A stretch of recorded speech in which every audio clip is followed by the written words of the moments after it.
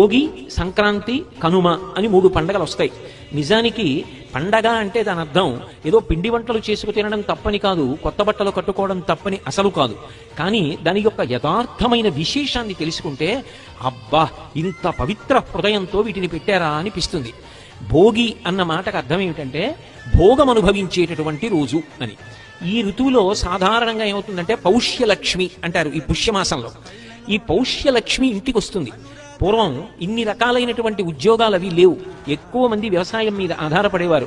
ఆరుగాలం కష్టపడినటువంటి వ్యవసాయదారుడు పంట కోసి ఇంటికి తెచ్చుకున్న తర్వాత ఎంత సంతోషాన్ని పొందుతాడో. ఆ గాగెల నిండా ధాన్యాన్ని చూసుకుని పరమ సంతోషపడితే ఆ ధాన్యం సమస్త ప్రాణికోటి తిని కడుపు నిండితే చక్కగా వృద్ధిలోకి వచ్చి అందరూ శాంతియుతంగా ఉంటారు. ఆకలి కేకలు ఉన్న చోట మీరు ఏ ధర్మ ప్రవచనం చెప్పినా ఎవడూ వినడు. ఆకలి కేకలు ఉన్న చోట శాంతి పాటించమంటే సాధ్యం కాదు. శాంతికి మొదటి కారణం ఏది అంటే అందరి కడుపు నిండాలి. అందరి కడుపు నింపగలిగినది ఎవరు అంటే అన్నపూర్ణ. ఆ అమ్మవారు కడుపు నింపాలి. భూమి కొలత మారదు.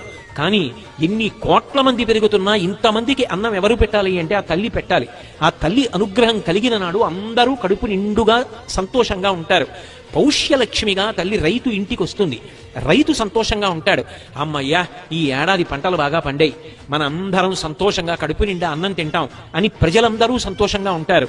గడ్డి కావలసినంత లభిస్తుందని చెప్పి పశువులన్నీ సంతోషంగా ఉంటాయి.